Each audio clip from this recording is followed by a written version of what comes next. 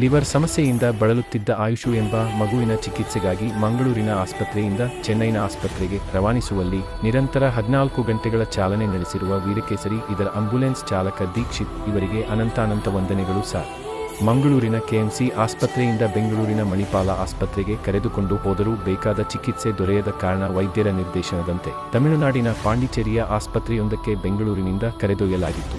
ಆದರೆ ಪಾಂಡಿಚೇರಿ ಆಸ್ಪತ್ರೆಯಲ್ಲಿ ತಾಂತ್ರಿಕ ದೋಷದ ಕಾರಣದಿಂದ ಪುನಃ ಚೆನ್ನೈನ ಆಸ್ಪತ್ರೆಯೊಂದಕ್ಕೆ ಪುನಃ ನಿರಂತರವಾಗಿ ಪ್ರಯಾಣ ಮುಂದುವರಿಸಿ ಮಗುವನ್ನು ಸುರಕ್ಷಿತವಾಗಿ ಆಸ್ಪತ್ರೆಗೆ ದಾಖಲಿಸಲಾಗಿದೆ. ಪುಟ್ಟ ಕಂದಮ್ಮನಿಗಾಗಿ ತಮ್ಮ ಜೀವವನ್ನೇ ಮುಡಿಪಾಗಿಟ್ಟು ಮಾನವೀಯತೆ ಮೆರೆದ ಶ್ರೀ ದೀಕ್ಷಿತ್ ಇವರಿಗೆ ಹೃದಯಪೂರ್ವಕ ವಂದನೆಗಳು.